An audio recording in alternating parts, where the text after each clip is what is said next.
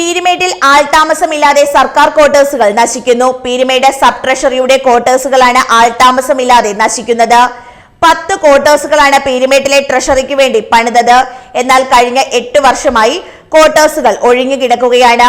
നിലവിൽ ഉപയോഗിക്കാതെ ഈ ക്വാർട്ടേഴ്സുകളുടെ ജനാലകളും കതകുകളും മറ്റു ഫർണിച്ചറുകളും നാശത്തിന്റെ വക്കിൽ എത്തിയിരിക്കുകയാണ്.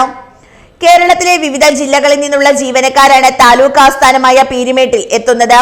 ഇവർ താമസ സൗകര്യമില്ലാതെ വലയുമ്പോഴാണ് 10 ക്വാർട്ടേഴ്സുകൾ വെറുതെ നശിക്കുന്നത്.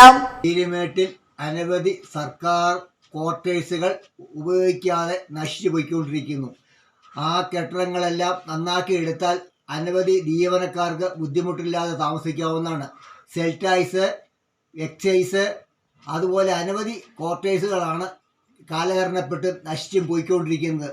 അടിയന്തരമായി ഈ ക്വാർട്ടേഴ്സ് നന്നാക്കിയാൽ ജീവനക്കാർക്ക് ഇവിടെ നല്ല രീതിയിൽ താമസിക്കാവുന്നതാണ്. സ്ത്രീ ജീവനക്കാർക്ക് പീരുമേട്ടിൽ വനിതാ ഹോസ്റ്റലുകൾ ലഭ്യമാണ്. എന്നാൽ കുടുംബമായി എത്തുന്നവർക്കും പുരുഷ ജീവനക്കാരുമാണ് താമസ സൗകര്യമില്ലാതെ വലയുന്നത്. പലരും അതാത് ഓഫീസുകളിൽ തന്നെ അന്തിയുറങ്ങുകയാണ്.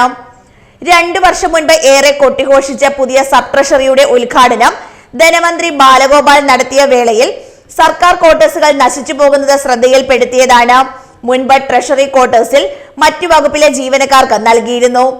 എന്നാൽ ചില ഉദ്യോഗസ്ഥരുടെ സ്ഥാപിത താൽപര്യം മൂലം ട്രഷറി ജീവനക്കാർക്ക് മാത്രം ക്വാർട്ടേഴ്സ് നൽകിയാൽ മതിയെന്ന തുഗ്ലക് പരിഷ്കാരം നടത്തി.